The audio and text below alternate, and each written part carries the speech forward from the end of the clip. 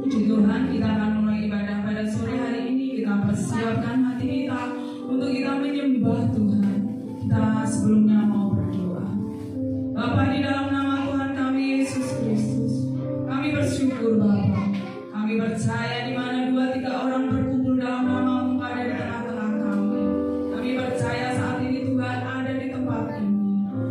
Saatnya kami mau menyembah-Mu Tuhan. Tuhan urapi kami semua. Kami percaya Tuhan Yesus bertata di atas pujian penyembahan kami. Terpujilah nama-Mu Bapa. Hanya di dalam satu nama Tuhan kami Yesus Kristus, Tuhan Allah kami yang hidup. Haleluya, amin. Kita mau sembah Allah kita mau pujikan penolong hidupku.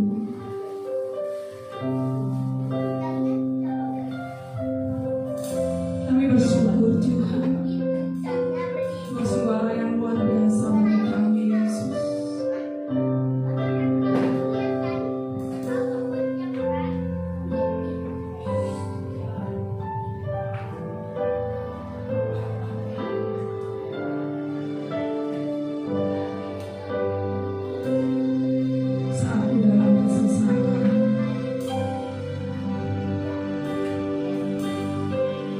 Saat ku dalam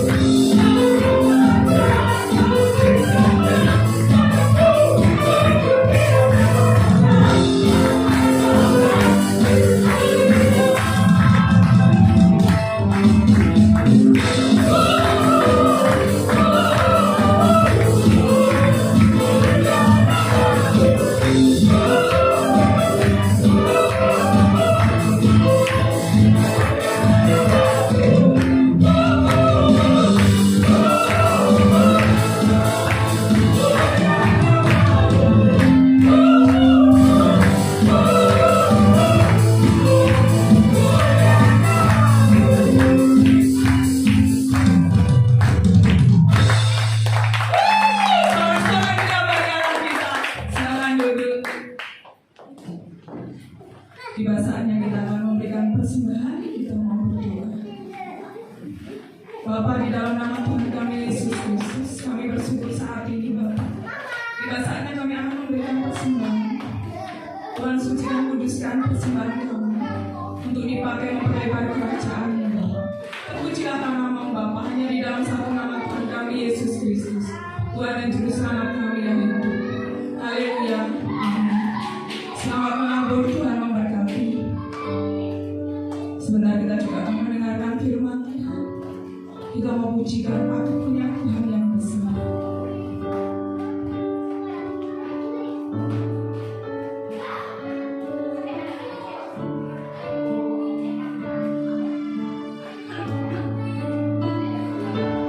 Ku hidup karena percaya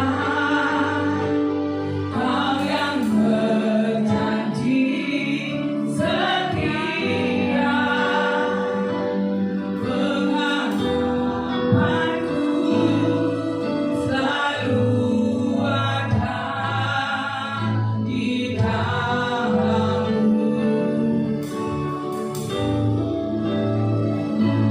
Ku tidak akan menyerah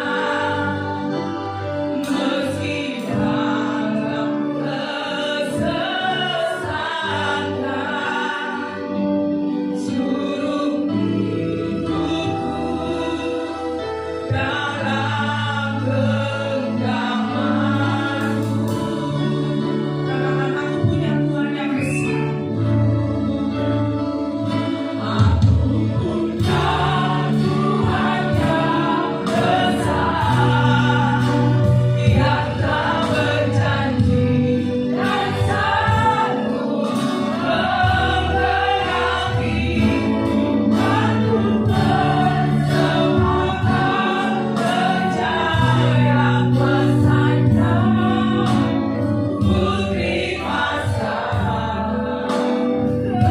kemenangan dari Yesus.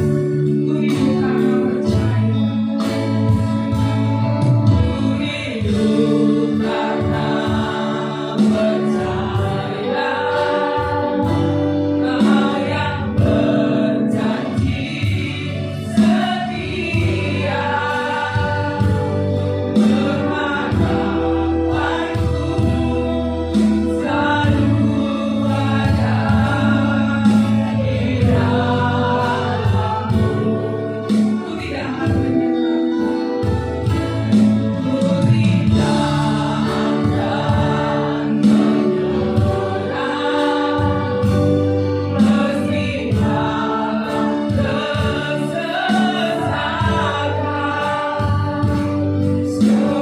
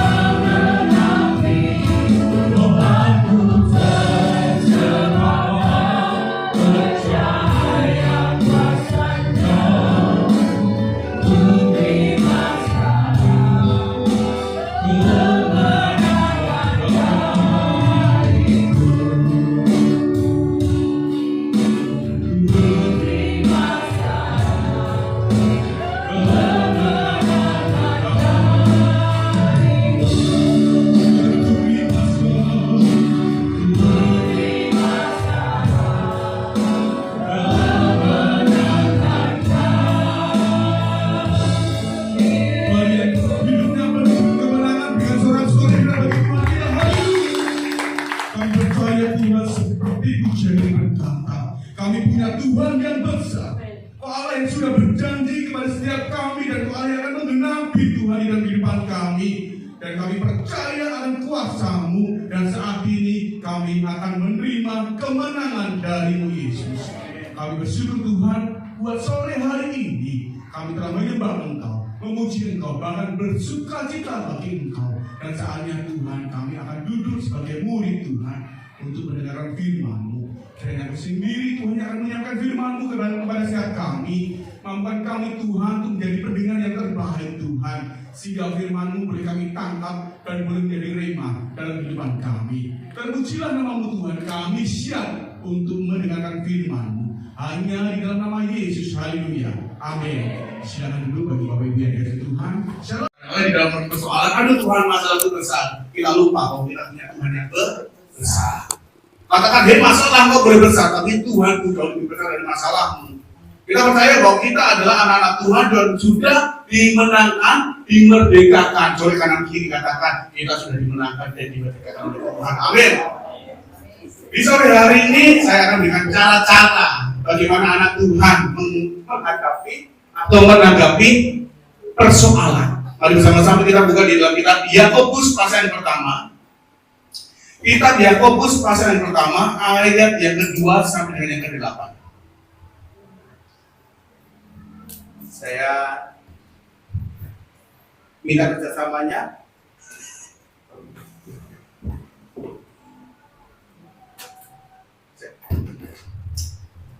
Saya ayat yang genap, Bapak Ibu ayat yang ganjil, ya. Yakobus pasal pertama, ayat yang kedua sampai dengan yang ke-8. Saya ayat yang genap, Bapak Ibu ayat yang ganjil. Firman Tuhan berkata dengan judul perikop iman dan hikmah. Saudara-saudaraku, anggaplah sebagai suatu kebahagiaan apabila kamu jatuh ke dalam berbagai-bagai pencobaan. 2, 3.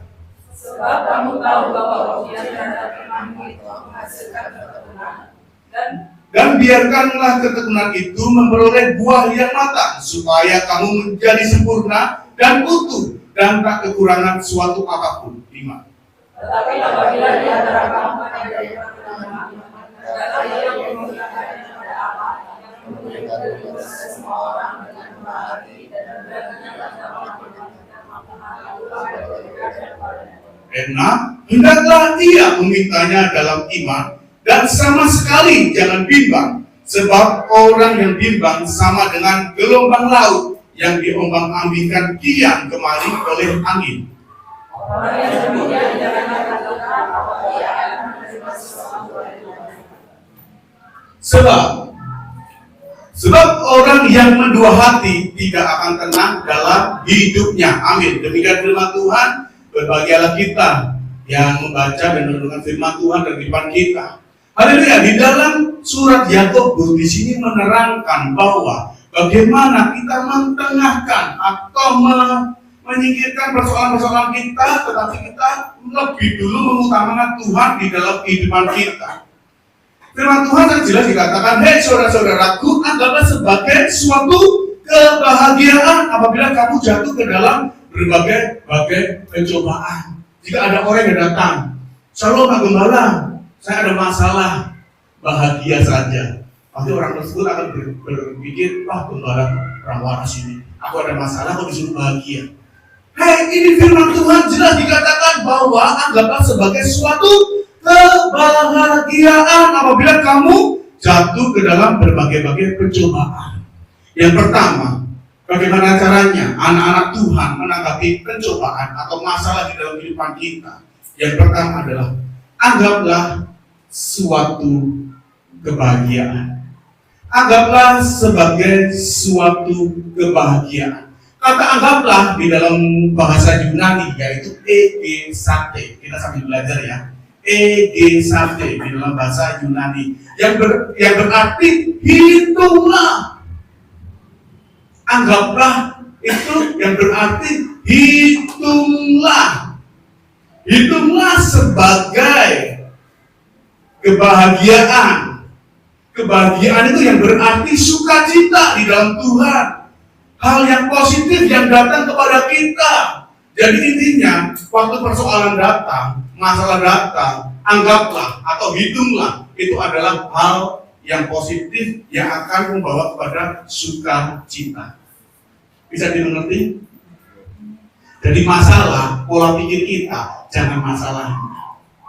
Masalah kita ubah menjadi hitungan yang membawa positif, membawa dampak sukacita dalam kehidupan kita.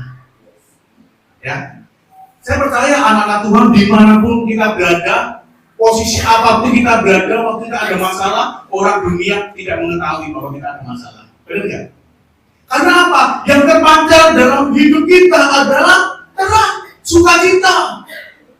Kita tidak tahu bahwa mungkin kantongnya Tasya nggak ada uang, tapi dia selalu happy, selalu sukacita. Orang mengira banyak uang, padahal belum tentu, ya kan? Di sini berarti kita harus menganggap suatu kebahagiaan waktu masalah datang. Oh, puji Tuhan, masalah adalah berkat. Kalau kita berpikir masalah ada berkat, masalah adalah berkat, pasti pola pikir kita kalau ada masalah datang, kita berpikirnya ingat masalah itu adalah berkat yang datang kepada kita. Jadi persoalan yang datang itu kita hitung sebagai hal yang positif di dalam hidup kita. Jangan pernah kita berkata, aduh masalah terus, datang terus, tidak pernah libur masalah. Tetapi anggaplah puji Tuhan.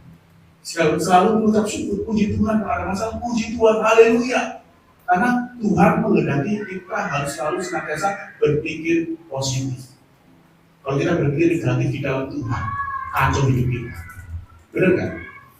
Ada masalah kita berpikir negatif, Tuhan gak baik, Tuhan jahat, Tuhan tidak menolong hidup, hancur hidup kita. Karena apa? Kita memandang Tuhan negatif karena masalah. Sebab itu ubah pola pikir kita. Ada masalah, katakan Tuhan baik. Ada masalah akan membentuk saya. Saya akan tetap bersukacita di dalam masalah. Sebab itu jangan pernah kita dibelenggu masalah. Yang boleh kita mengingat masalah. Benar kan? Jangan pernah kita mau dikuasai oleh masalah. Yang sebenarnya kita harus menguasai masalah tersebut. Benar kan? Oleh kanan kiri katakan, kuasailah masalah. Kenapa kalau kita bisa menguasai masalah, kita pasti butuhnya pertolongan kepada Tuhan. Kalau kita tidak bisa menguasai masalah, kita datangnya kepada orang sekitar kita. Benar kan? Ya aku ada masalah loh bro, tolong bantu dong. Yesus aku ada masalah loh, ibu lagi belanja. Yesus apa kabar? Aku ada masalah loh Yesus. Lama-kelamaan 1-2 kali tidak apa-apa. Yang ketiga kali, ibu ada, kita sudah yuk, gak usah belanja. Benar nggak? Karena kita masalah datangnya pada orang lain akan lari dengan sendirinya. Karena apa? Setiap kita ketemu, kita minta tolong. Orang itu bakal lari. Tetapi yang benar adalah datang kepada Tuhan. Datang kepada Tuhan. Sebab itu kita harus berkata, masalah, aku bisa menghadapi. Karena Tuhan, waktu Daud kan kecil, ya kan? Goliatnya besar. Waktu Daud datang ke Goliat, aduh, besar Tuhan. Aku kecil, aku takut.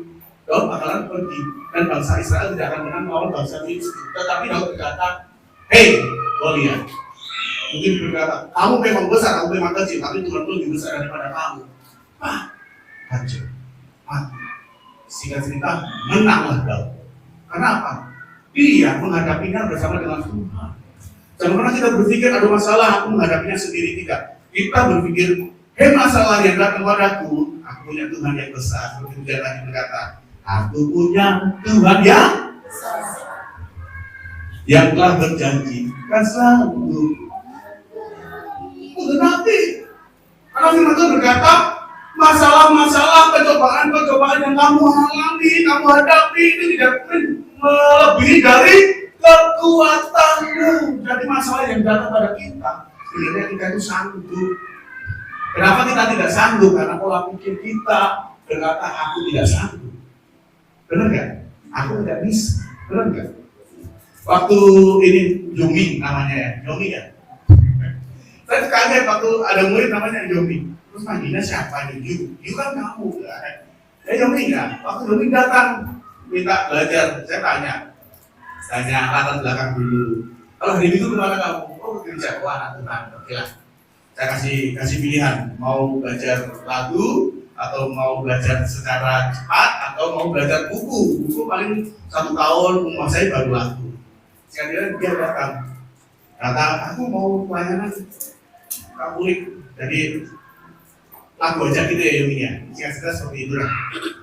Waktu dia berkata, waktu duduk, saya ajarin, lalu Yumi berkata, aduh susahnya aku nggak bisa. Terus aku nyerah aja deh, aku nyerah, kayaknya aku nggak bisa. Yumi berada di sini nggak waktu dia nyerah? Tidak akan pernah berada di sini. Tetapi dia berkata, duduk, oh seperti itu ya, aku pasti bisa. Waktu belajar duduk bisa. Akhirnya singkat cerita dia berada di, karena pola pikir, ingat, pola pikir kalau kita berkata bisa, aku mampu, aku pasti bisa, kita akan sanggup. Ya, jadi waktu pencobaan itu datang, anggaplah pencobaan itu sebagai ujian. Karena ujian itu berfungsi untuk mendewasakan iman kita. Benar nggak? Iman tanpa perbuatan adalah perbuatan tanpa iman adalah mati. Jadi waktu ada persoalan datang, kita hadapi dengan perbuatan kita, dan iman itu otomatis akan membawa kita kepada kedewasaan. Tidak mungkin seorang bayi akan makan nasi, seorang bayi akan makan bubur, dan pertumbuhan dewasanya akan makan nasi, pertumbuhan lagi akan bekerja dan mengalami persoalan-persoalan dalam kehidupannya. Tidak mungkin seorang bayi mengalami persoalan seperti saya. Tidak mungkin seorang bayi mengalami persoalan seperti Oma Oli. Tidak. Tetapi dengan kedewasaan iman tersebut akan membawa kita kepada level masalah-masalah yang jauh lebih besar. Benar nggak? Siapa di sini pernah manjat pohon kelapa? Angkat tangan. Pernah Pak Amin? Kalau manjatnya baru manjat Pak 1 langkah, anginnya kenceng nggak Pak? Belum. Setelah pohon kelapa, kenceng nggak Pak? Nggak begitu. Waktu Pak Amin di atas pohon kelapa, kenceng nggak Pak? Begitu juga dengan persoalan kita. Waktu iman kita levelnya masih di bawah, persoalan itu ringan. Level tengah, setengah berat, setengah ringan. Waktu engkau berada di atas, Pak Amin sampai pegang, gitu. Itulah persoalan. Sebab itu waktu engkau berada di titik atas, berharapnya kepada siapa? Tuhan. Kalau engkau tidak berharap kepada Tuhan, masalah datang, membuat engkau jatuhnya itu enggak, jatuhnya itu, benar nggak? Kalau kita jatuh di 1 meter, paling kalau kita aduh gitu kan. Tapi di atas ketinggian 15 meter, pasti kita kayak nggak ada suara lagi. Udah gitu. Iya nggak? Sebab itu waktu kita berada di posisi atas, waktu kita berada di Tuhan bawa kita ke atas, tetaplah berpegang bersandar kepada Tuhan. Jangan kita jatuh itu sakit loh. Siapa yang pernah jatuh angkat tangan? Ini nggak pernah jatuh ya? Saya pernah jatuh naik sepeda, nyusut di selokan gitu pernah saya. Makanya tinta-tinta selokan masih ada di sini. Ya nggak? Salah dong. Kalau kepalanya hitung-hitung kali seneng jemaat. Di mana saat kita berada di posisi atas, kita perlu Tuhan. Terus sebaliknya apa Gem? Kalau kita berada di posisi bawah, kita perlu siapa? Ya perlu Tuhan. Tuhan kita ada di mana-mana. Tuhan kita tidak pernah meninggalkan kita. Yang ada kita meninggalkan Tuhan. Benar kan? Waktu posisi atas kita perlu Tuhan. Waktu kita posisi di bawah kita perlu Tuhan. Waktu nyungsep pun kita butuh pertolongan Tuhan. Pernah nggak kita mengalami jatuh sampai benar-benar kita itu nggak bisa apa-apa? Pernah nggak? Saya pernah. Mungkin kesaksian ini pernah saya sampaikan kepada beberapa orang. Waktu saya bangun rumah, itu posisi saya itu benar-benar nyungsep. Posisi saya waktu bangun rumah, itu istri saya minta, yang apa? beli lauk dong. Nanti pada penasaran kok manggilnya Ayang, karena lupa nama saya. Makanya manggilnya Ayang. Ya, kenapa? Beli lauk dong. Ada beras tapi ada lauk. Oke, saya tidak bilang kalau di dekat saya itu tinggal Pangeran Diponegoro ada 2 gitu kan. Pangeran Diponegoro ya? Bukan ya, bukan Diponegoro. Saya tempatnya murah ada 2 gitu kan. Waktu ribuan ada 2.000 lah. 2.000. Saya ngomongnya sekarang, karena itu sudah lampau. Pasti kalau dulu saya ngomongnya sponsor dari 2.000 cuma pasti berbodong-bodong. Ini Pak saya kasih tambahannya 1.000. Nah, waktu itu istri saya berkata, bilang dong, oke. Disingkat cerita, waktu saya buka dompet, ya puji Tuhan. Saya anggap masalah itu sebagai hal yang positif. Jangan sampai karena uang 2.000 itu muka saya jadi kunyel, kusam, marah. Tetapi saya berkata sama istri, oke, saya ke atas beli lauk. Singkat cerita, waktu beli lauk, saya lihat pedagangnya itu, Pak mau beli apa? Oh ini harganya berapa tempe-nya? Tempe-nya 2.000. Aduh, makan tempe, besok gak makan. Terus kalau sayurnya ini berapa? Oh 3 kali 5.000. Oh iya. Terus kalau sop-sopannya ini berapa? 1 plastik 1.000. Oke, saya beli 2. Sehingga saya beli 2 dengan penuh sukacita. Daripada nggak makan, saya beli 2. Ini ya Bu ya, ada ibu juga kan nggak belinya cuma 2.000 gitu kan. Saya bawa pulang, saya kasih ke istri. Nih, kalau kamu masak hari ini dan besok, karena lusa baru saya dapat berkat. Singkat cerita, saya makan, ya anak saya cewek itu makannya kan lahap gitu. Anak saya walaupun kecil makannya sangat lahap gitu. Tanpa disuruh makan dia makan. Disuruh makan dia makan. Saya sebagai orang tua terhenti gitu. Udah kasih itu buat kamu aja deh. Nah, kenapa? Apakah itu mengurangi sukacita? Tidak. Apakah saya mengeluh? Tidak. Yang saya katakan apa? Tuhan baik. Masih bisa menutupi kebutuhan saya. Singkat cerita, besoknya si tukang-tukang datang pada saya. Bos, apa Pak? Minta semen dong. Aduh gak ada uang, besok boleh Pak, besok ya beli semennya ya. Terus bos, sekat pondok Pak, gak ada uang Pak. Apa besok ya Pak ya? Singkat cerita, tukangnya ngerjain yang ada. Terus saya juga cuma berdoa, Tuhan, kalau Tuhan buat perkara seperti ini, saya percaya Tuhan juga buat jalan keluar yang tepat. Saya cuma berkata seperti itu pada Tuhan. Kalau Tuhan dengan persoalan seperti ini, Tuhan tahu kok keluar masalahnya dan keluarnya itu Tuhan tahu. Saya cuma bicara sama Tuhan dan saya melakukan aktivitas yang harus saya lakukan. Puji Tuhan, Tuhan mulai usaha Tuhan berkati, Tuhan berkati. Tukang datang, Pak, kaspon berapa? Sekian ratus ribu. Nih, Pak, beli semen berapa? Nih, Pak, beli rokok. Nggak jadi, Pak, rokok beli sendiri saya tadi. Coba Tuhan saya. Jadi intinya waktu saya mengalami titik yang rendah, di situ saya tetap berpikir positif kepada Tuhan. Kalau saya berpikir negatif kepada Tuhan, saya akan mengandalkan orang lain. Apalagi di satu sisi saya masih kerja. Di satu sisi saya masih kerja, saya pasti mengandalkan bos saya, bos kaspondok, tapi itu yang tidak saya lakukan. Saya mau melihat Tuhan bekerja atas hidup saya.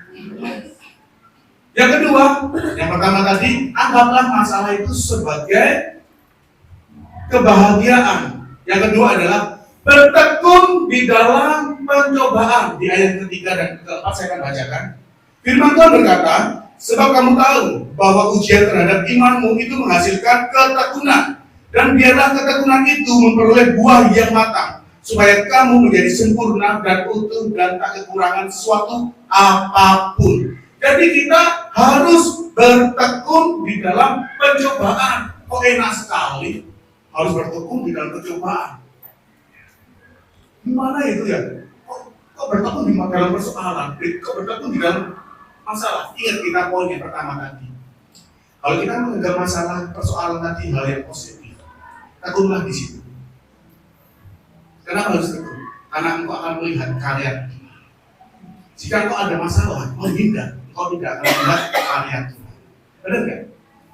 Kalau kita ada masalah, kita menghindar. Kita ada masalah, kita menghindar, kita tidak akan melihat kuasa Tuhan yang akan menolong kita. Kalau kita tetap bertekun, masalah satu datang, kita hadapi, kita akan melihat kuasa Tuhan. Karena ketekunan di dalam bahasa Yunani itu adalah hukumone, yang berarti tetap terus maju walaupun pencobaan masalah datang. Walaupun masalah persoalan datang, Tuhan mengharapkan kita tetap maju. Jangan menghindari masalah. Kita bukan ular. Ular bisa menghindar, tetapi kita diizinkan Tuhan untuk terus maju menghadapi persoalan. Coba kalau siapa namanya Pak Hecel, waktu sekolah SD ada ujian nggak masuk, berkelit gitu kan, terus berharap, aduh Tuhan semoga nanti sekolahnya terbakar ya.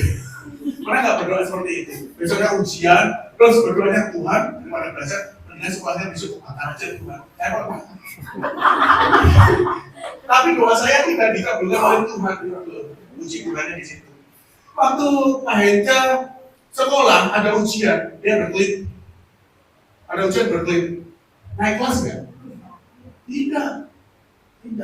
Dan gurunya akan berkata, saya itu sangat sayang sama Henca. Sebab itu saya tidak mengharapkan Henca naik kelas. Kenapa? Ada ujian berkelit, ada ujian menghindar. Sebab itu guru waktu Oma Oli datang, Miss, anak saya naik ya? Oh maaf Bu, karena saya sayang, tapi ini lihat anaknya Ibu, terus ada di kelas saya, makanya sih saya tidak naik. Saya tidak naikkan ya. Itulah, kalau kita mau bertekun, hadapi ujian demi ujian, hadapi persoalan demi persoalan, maka engkau akan melewatinya bersama dengan Tuhan, dan engkau akan melihat bahwa Tuhan berkuasa atas hidupmu. Bukan dagingmu yang berkuasa, tetapi Tuhan yang berkuasa atas hidupmu. Dan ini akan menghasilkan apa? Kedewasaan rohani, yang artinya sempurna di dalam Yesus. Contohnya waktu Tuhan Yesus mati di atas kayu salib, Tuhan Yesus maha tahu nggak? Maha tahu nggak? Nggak ada yang yakin sih. Tahu. Waktu Tuhan Yesus datang ke dunia, tahu nggak kalau dia mau dikorbankan? Tahu. Kalau Tuhan Yesus menghindar manusia saat ini diperbedakan nggak? Tidak. Tetapi Tuhan ikut otoritas Bapa. Bapa menghendaki Tuhan datang ke dunia untuk mati di atas kayu salib, menebus dosa manusia. Bisa saja Tuhan menghindar, tetapi Tuhan tidak menghindar. Disinilah letak eksistensinya Tuhan Yesus yang Tuhan kerjakan. Dia sudah memberikan contoh teladan, dihadapkan kayu salib, dia tetap mengerjakan karya keselamatan. Contohnya sini, siapa yang namanya? Yowik sini, Yowik. Waktu saya dapat meneliti movie, kemudian lebih bisa daripada saya gitu. Tapi tenang, saya udah punya istri, dia belum punya pacar. Enggak, itu besok aja itu tadi. Waktu manusia jatuh dalam dosa, ini manusia jatuh dalam dosa. Bapak berkata kepada Tuhan Yesus, ibaratkan Tuhan Yesus. Yesus, turunlah ke dunia, jadilah manusia, engkau akan menebus. Si Yesus berkata, siap komandan, turunlah ke dunia. Sehingga kita sudah besar, Yesusnya. Waktu diperhadapkan di Pontius Pilatus, dia bisa ngelak aja. Yesus bisa melakukan mujizat nggak? Yang bisu aja bisa berbicara, apalagi yang berbicara bisa jadi bisu. Waktu Pontius Pilatus mau berbicara, Tuhan Yesus cuma ini. Jadi bisu di mana? Tapi Tuhan tidak melakukan. Tuhan Yesus pasrah, berharap kepada Tuhan, berharap kepada Bapa.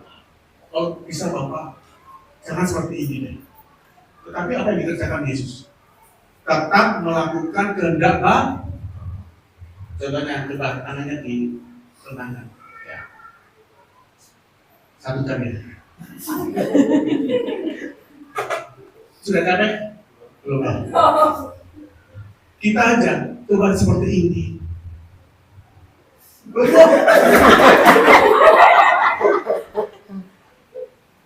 Sudah capek? Sudah kan? Bayangkan Yesus lama. Gak turunkan. Jadi dalam keadaan mati tidak kayu salib, dicambuk, diludahi, badannya penuh dengan darah, tetap disalib. Siapa yang di sini pernah nonton film The Passion of Christ? Nah, semuanya kan. Untuk tangannya kaku, nggak bisa begini. Apa yang dilakukan para prajurit? Diikat tangannya loh, dan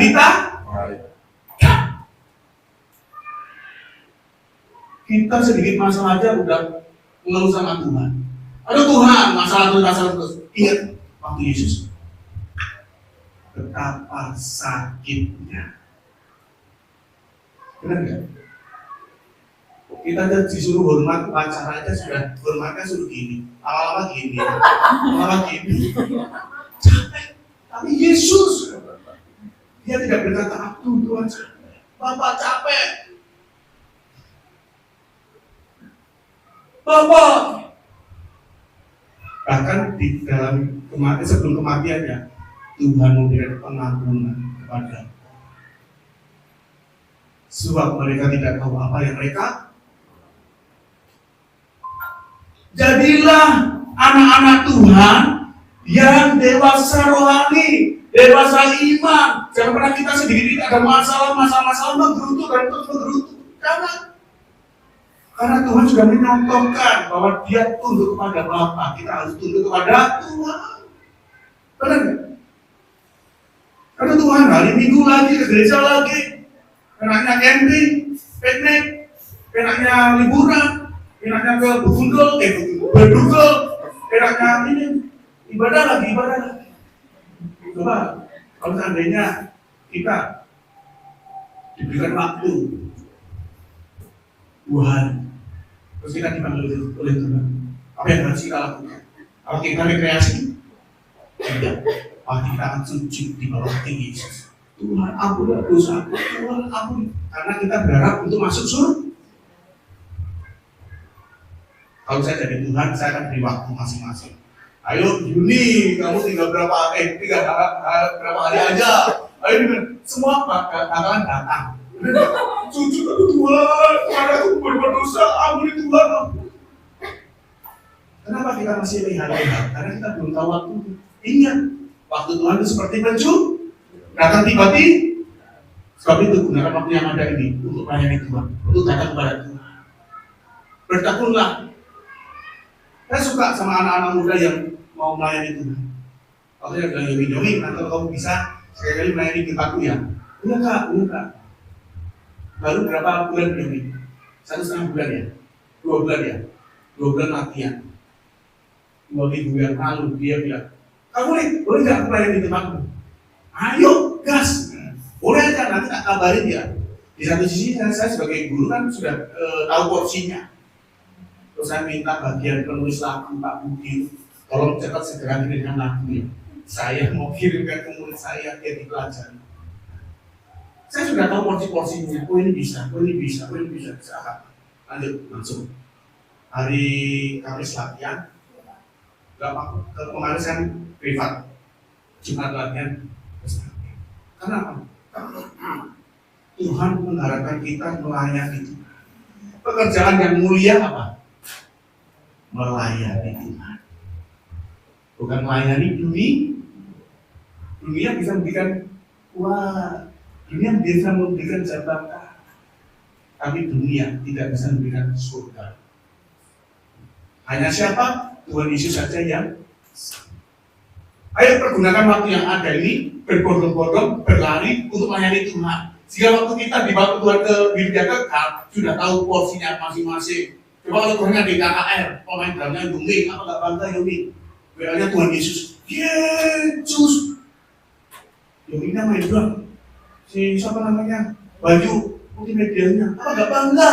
Dipakai Tuhan, dia raja loh.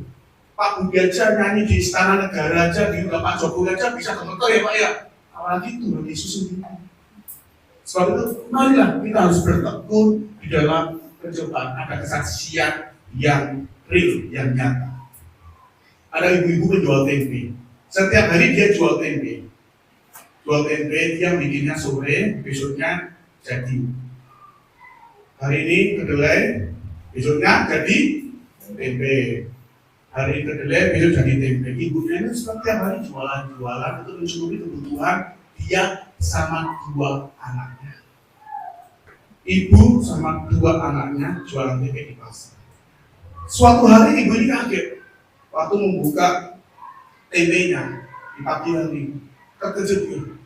Aduh Tuhan, kok tempenya belum jadi? Masih kedelai.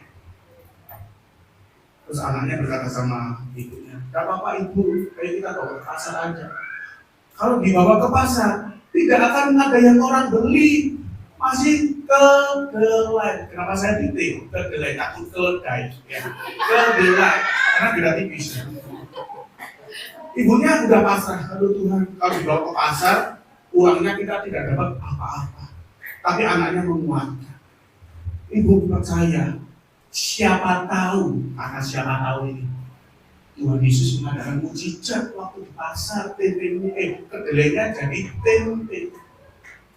Si ibu ini antara yakin dan tidak yakin. Yakin dan tidak yakin.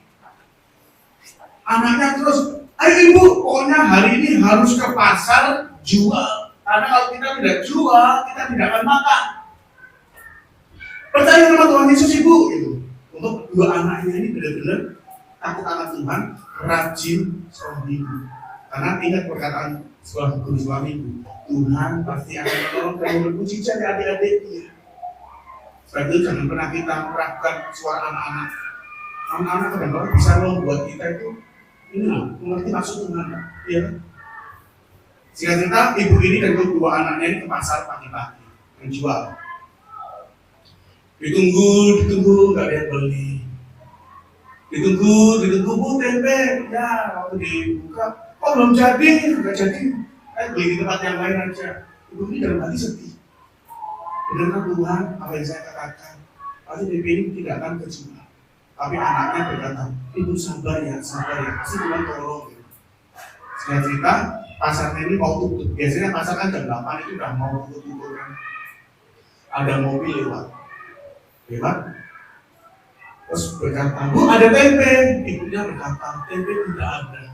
Adanya tempe yang belum jadi. Nah ini dia bu yang saya cari, yang belum jadi.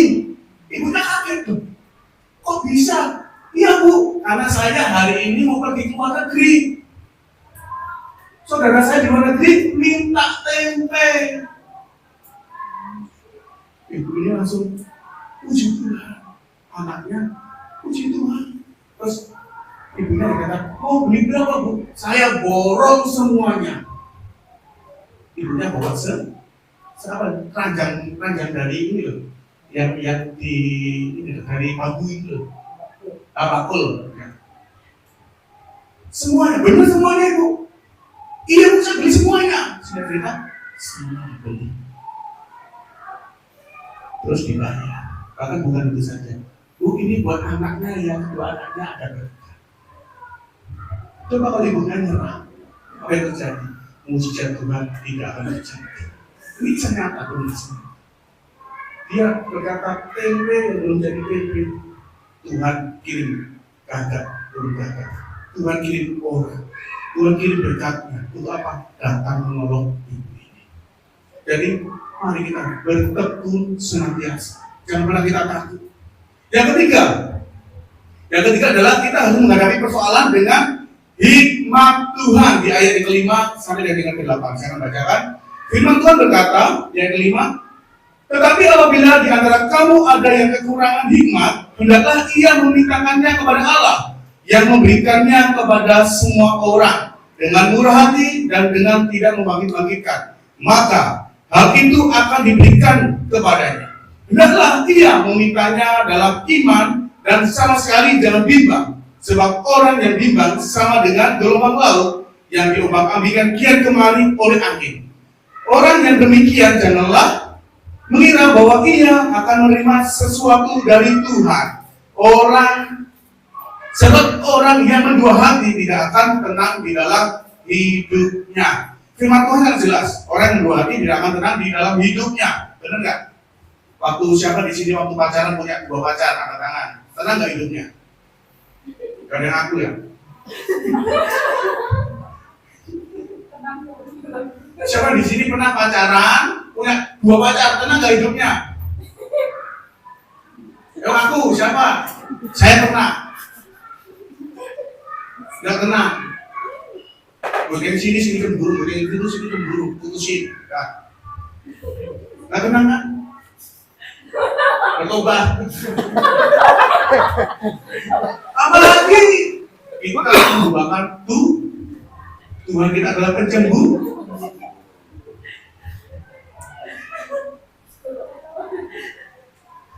Mengalami ya? Enggak, itu kan masa lalu ya, ini ya. Masa sekarang kan 3 atau 4 itu udah satu aja nggak bisa habis kecuali kamu makan. Nah, mengapa kita harus memakai hikmat Allah? Karena hikmat Allah mengatasi segala hikmat manusia atau hikmat yang ada di dunia ini. Benar nggak?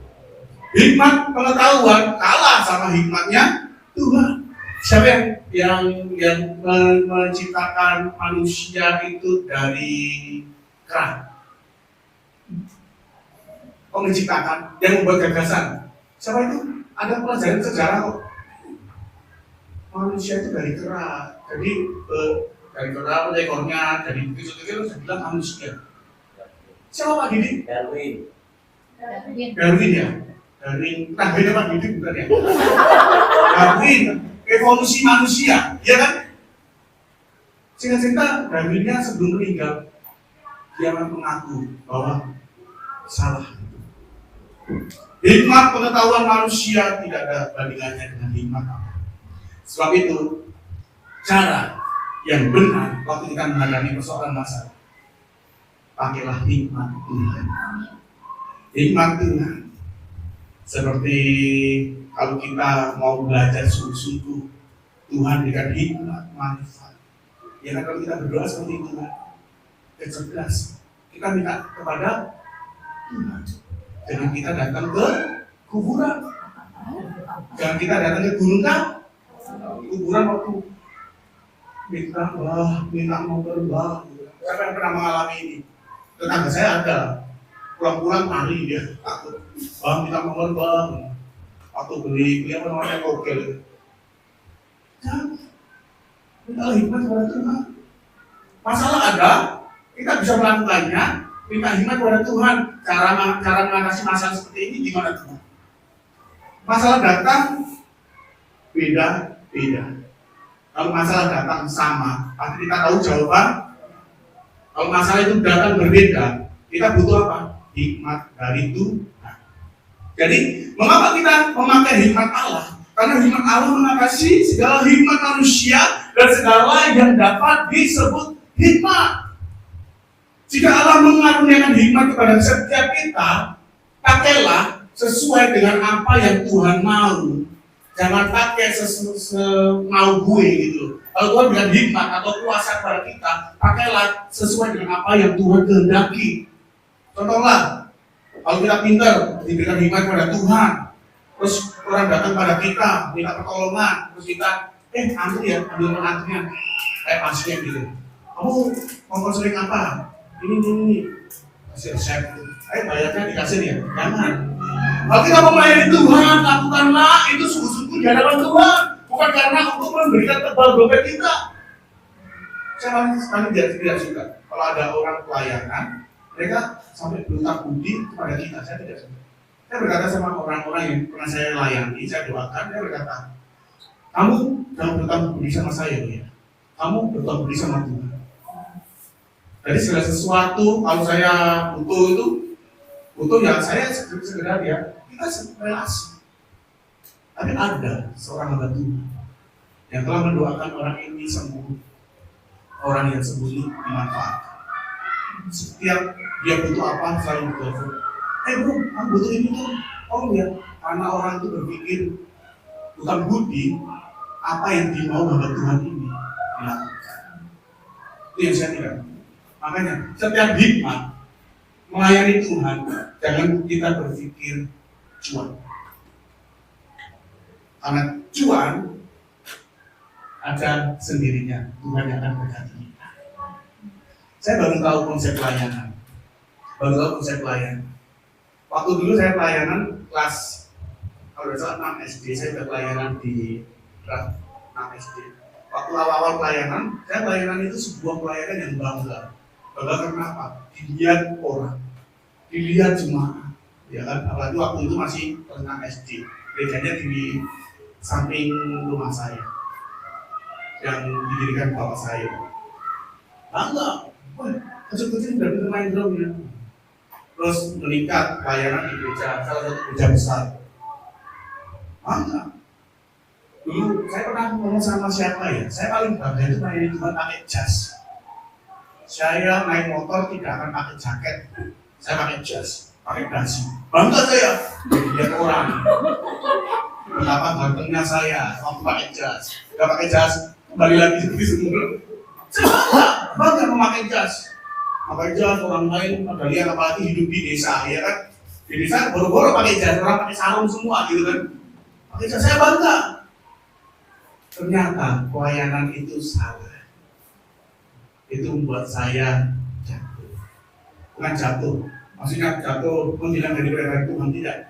Yang membuat saya jatuh, ternyata pelayanan ini bukan seperti ini yang Tuhan mau. Pelayanan yang murni adalah mengembalikan setiap talenta, setiap keahlian kita, setiap hikmat yang Tuhan berikan kepada kita, kembalikan kepada Tuhan. Itu baru pelayanan yang benar. Jadi pelayanan yang benar adalah mengembalikan ini loh yang Tuhan kasih, kembalikan kepada Tuhan cuma-cuma. Pelayanan yang murni adalah pelayanan yang membuat diri kita megah di hadapan. Yang seperti tadi saya tadi, naik motor, pakai jas, bangga, aku mau melayani Tuhan loh, aku mau melayani Tuhan. Jadi pelayanan sejati, ingat, melayani Tuhan karena Tuhan sudah memberikan talenta buat kita semua. Sebab itu kembalikan semuanya kepada Tuhan. Itu haknya Tuhan. Ya, yang sini pintar nyanyi, kembalikan kepada Tuhan. Buat suara kita diambil kasih Tuhan, tidak. Layani Tuhan, nyanyi untuk Tuhan. Yang sini pintar nyanyi siapa? Oma Oli atau Tante Setia. Bikin tamborin di sini tidak apa-apa. Gak harus pemain tamborin muda-muda, gak harus. Orang tua pun gak apa-apa. Jemaat nanti bersuka cita. Saya baru ngomong aja, jemaat sudah ketawa, apalagi tampil.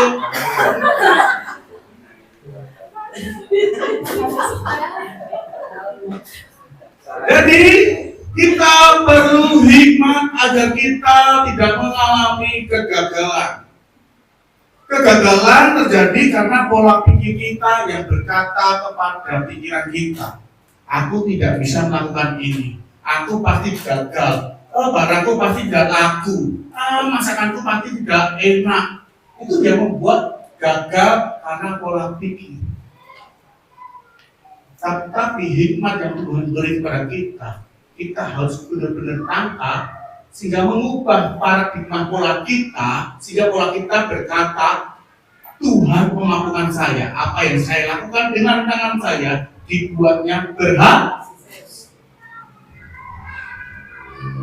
Apa yang dikerjakan dengan tangan saya dibuat berhasil. Setiap kali saya melangkah kemanapun saya pergi, Tuhan memberikan. Katakan dengan walaupun itu belum terjadi, itu adalah iman. Kalau sudah terjadi, benar. Ini iman itu benar. Ada contoh kesaksian. Ada orang gila. Orang gila ini habis dibawa keluarganya pulang, kan dari rumah sakit. Dibawa keluarganya pulang karena dari pihak rumah sakit berkata, anaknya sudah istilahnya gilanya itu udah hampir hilang, tinggal berapa persen aja. Silakan dirawat di rumah. Terus singkat cerita dibawa pulang. Waktu di rumah kambuh, Singkat cerita waktu kabur, dia naik di pohon kelapanya Pak Amin tadi.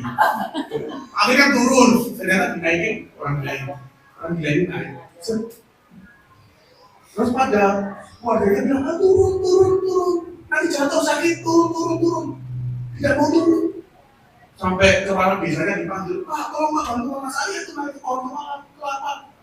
Terus kepala desanya berkata, ada tempat tidur nggak? Ada kasur nggak? Taruh di bawah. Siapa tahu kalau jatuh tidak sakit gitu. Memangnya nggak sakit, bisa segini sakit gitu. Turun, dari yang mau turun. Terus panggil, Pak, tolong, turun pelan-pelan. Tapi nggak mau turun. Dia bilang, nggak mau. Terus ada yang bilang, Pak, coba panggil pendeta. Pendeta bisa. Pendeta tadi keluarganya bilang, Pak, disuruh turun nggak mau. Sampai Pak, kepala desa datang, Pak ini datang, semuanya tidak mau turun. Pendetanya berdoa, Tuhan berikan iman pada saya agar orang ini mau turun. Pendeta ini berkata keras, hei, anak, nggak tahu namanya, hei anak. Terus tengok kan orang gila ini nengok. Pendetanya cuma bilang ini, turun cepat, turun, serius turun. Pendetanya gak ngerti bisa. Anak orang gila ini turun langsung turun. Semua pada terluka. Ternyata pakai gambar salib aja orang bisa bertobat, orang bisa turun. Terus ada orang yang berkata, Pak, kok tadi gambar salib? Siapa yang gambar salib? Pendetanya berkata seperti itu. Loh, tadi maksudnya apa? Maksudnya, kalau kamu nggak turun, potong pohonnya. Kamu turun. Hikmat itu, salah satu hikmatnya enggak? Hikmat. Kalau kamu nggak mau turun, tak potong pohonnya. Daripada jatuh, ya kan? Jadi hanya 3 poin saja. Bagaimana cara anak-anak Tuhan menghadapi masalah? Anggaplah masalah itu sebagai kebahagiaan. Bertekunlah di dalam masalah. Hadapilah dengan hikmat Tuhan. Tuhan Yesus memberkati. Amin. Mari kita mensyukuri apa yang Tuhan sudah kerjakan dalam kehidupan kita. Karena terima kasih Tuhan atas perawatan Tuhan, atas berkat Tuhan, atas apapun yang Tuhan kerjakan kepada kehidupan kita masing-masing. Terpujilah nama-Mu Tuhan. Haleluya. Oh, terima kasih.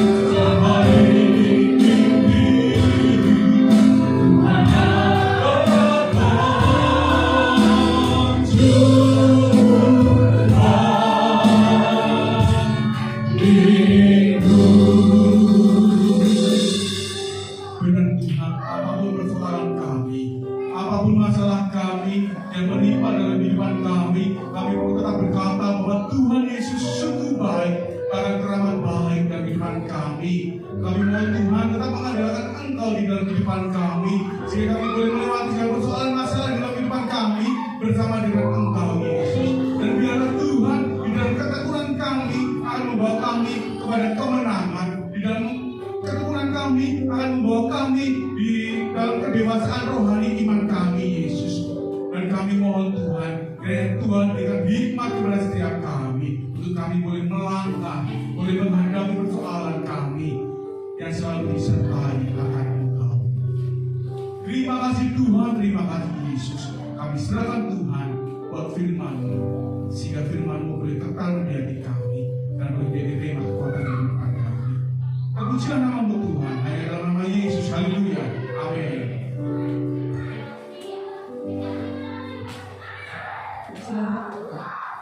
Sebentar kita akan memberikan persembahan untuk doa persembahan pembangunan Ibu Miske.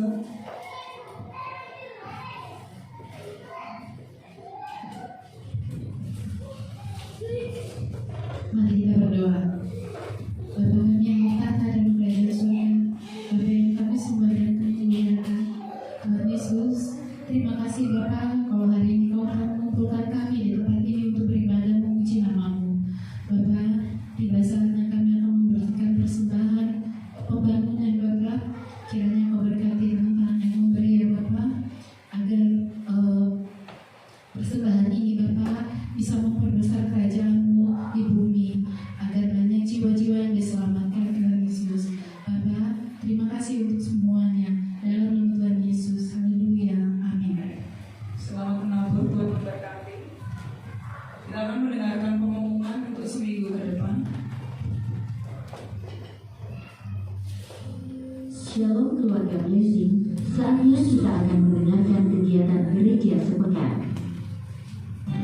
Hadirlah dan rasakan jamaah Tuhan dalam ibadah Jumat Blessing pada hari Rabu, tanggal 19 Oktober tahun 2022, pukul 19 WITA, yang akan dilayani oleh Ibu Miske di Geraha Blessing lantai 1. Mari anak-anak muda hadiri dan rasakan sukacita bersama dalam ibadah ini yang diadakan setiap hari Kamis jam 7 malam di gereja. Mari para pelayan tim profetik datang dalam fellowship dan latihan musik pujian setiap hari Jumat pukul 7 malam di gereja. Hadirlah dan rasakan jamaah Tuhan dalam ibadah Rally Blessing pada hari Minggu tanggal 23 Oktober tahun 2022 pukul 17 WITA yang akan dilayani oleh Ibu Melintunggu di Geraha Blessing. Halo adik-adik, mari kita menari dan bersukacita bersama dalam ibadah Blessing setiap hari Minggu pukul 17.30 WITA bertempat di Geraha Blessing lantai 1. Mari kita melayani Tuhan bersama-sama. Bagi jemaat yang ingin melayani Tuhan dalam ibadah dapat menghubungi koordinator ibadah, yaitu Bapak Budianto. Bagi jemaat yang mau mendaftar taman malam umum dapat menghubungi Bapak Budianto atau Bapak Budianto.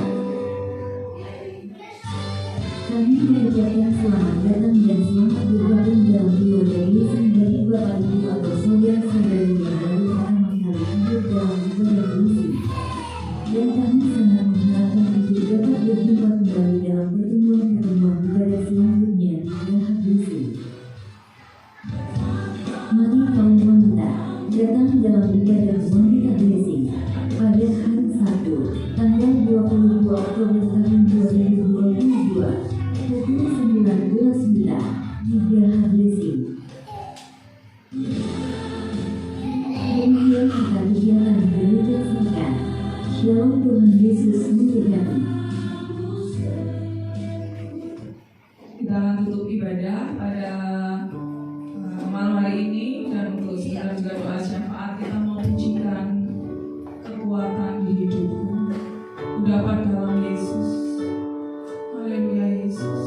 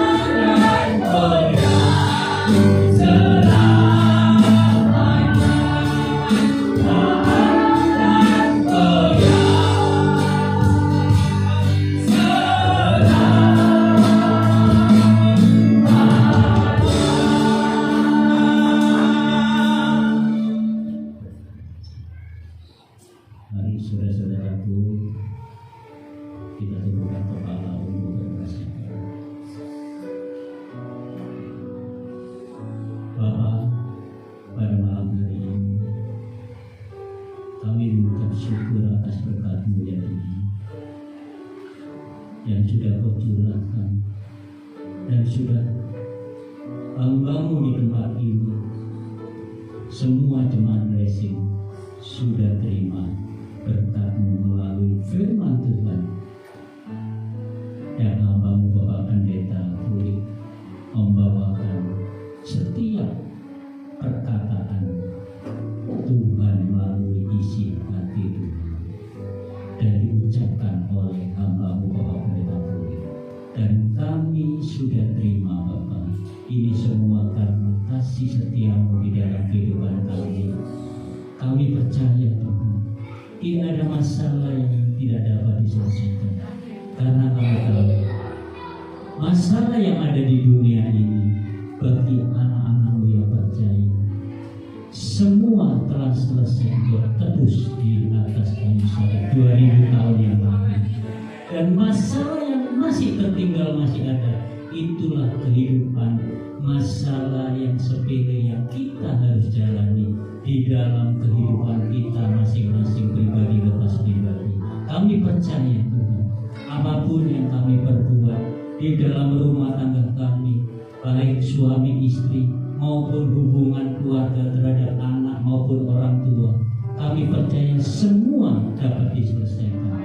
Terima kasih Bapak, berkat melalui firman-Mu yang dibawakan oleh hamba-Mu Bapak Gembala Pulih ini Tuhan, berkati rumah tangganya, berkati pelayanannya, berkati usahanya, bahkan berkati pendidikan anak-anaknya. Kami percaya tidak ada hal yang kurang di dalam kehidupan keluarga hamba-Mu ini Tuhan. Semua telah Tuhan cukupi, karena Tuhan nyatakan Kau berkati roti makanannya, Kau berkati air minumannya. Terima kasih Bapak. Ku serahkan seluruh kehidupan hamba-Mu Bapak Pendeta Pulih dalam tangan kuasa-Mu. Biarlah Bapak menjadikan kerinduan gereja blessing ini semakin hari semakin mengembang ke kiri, ke kanan, maupun ke depan dan ke belakang. Dan kami tahu, kami percaya bahwa ada tanah di belakang gereja ini Tuhan, yang Tuhan telah sediakan bagi gereja blessing di tempat ini. Biarlah kami tetap beriman untuk mendapatkan berkat yang Engkau curahkan di dalam kehidupan jemaat-Mu ini. Terima kasih Bapak. Ku serahkan seluruh kehidupan pada malam hari ini. Juga kami berdoa untuk negara dan bangsa kami, yaitu negara Republik Indonesia, bahwa pemimpin tertinggi Bapak Jokowi maupun Bapak Mahfud Amin, Tuhan terus berikan hikmat-Mu, terus Tuhan pelihara, terus beri kekuatan iman yang kuat Tuhan. Biarlah negara kami Indonesia terlepas dari tekanan-tekanan yang ada saat ini, yang pemerintah berpikir keras untuk menyelesaikan. Kami percaya Tuhan, masalah boleh ada di negara kami, tapi kami percaya kedua pemimpin kami negara Indonesia ini tetap Tuhan beri kekuatan pada akhir-akhir ini Tuhan, di mana masalah demi masalah terus berjalan, terus berkesinambungan di dalam kehidupan negara kami. Tapi kami percaya Tuhan, tidak ada yang mustahil bagi Engkau Tuhan. Indonesia akan terbebas dari masalah, bahkan Indonesia akan terbebas dari tekanan-tekanan ekonomi yang ada di negara kami saat ini. Biarlah negara Indonesia dalam keadaan kondusif. Tuhan berkati seluruh pemerintah dari jajaran pusat sampai ke daerah, bahkan sampai daerah-daerah terpencil, bahkan untuk Bali sendiri Tuhan. Berkati Gubernur Bali, berkati seluruh bupati, seluruh pemerintah-pemerintah yang ada di daerah, bahkan sampai Kota Tabanan. Tuhan tetap memberkati kota kami di Tabanan ini, karena kesejahteraan kota adalah kesejahteraan keluarga kami. Terima kasih Bapak.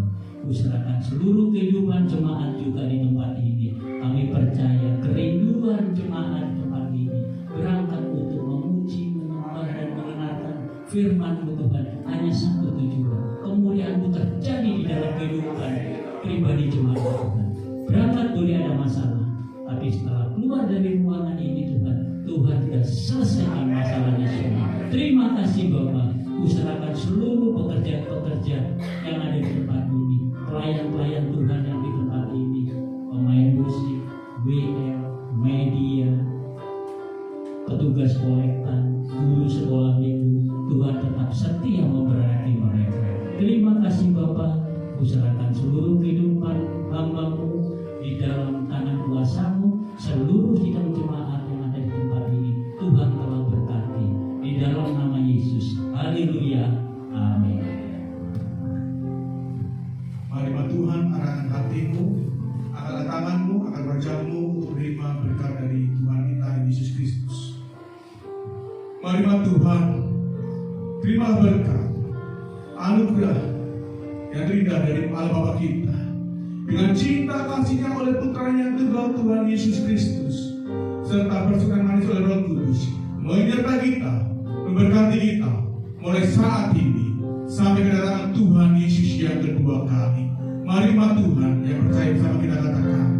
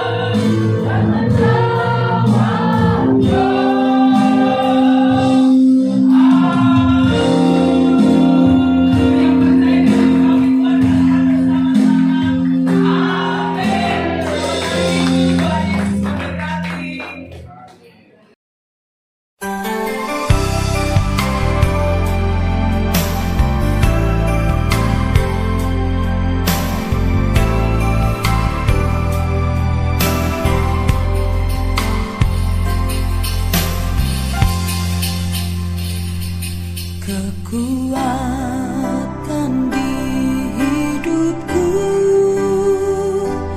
ku dapat dalam Yesus. Dia tak pernah tinggalkanku, setia menopangku, berseru dalam Yesus. Ajaib Kau Tuhan, penuh kuasa, sanggup pulihkan keadaanku. Dalam tangan-Mu seluruh hidupku tak akan goyah selamanya.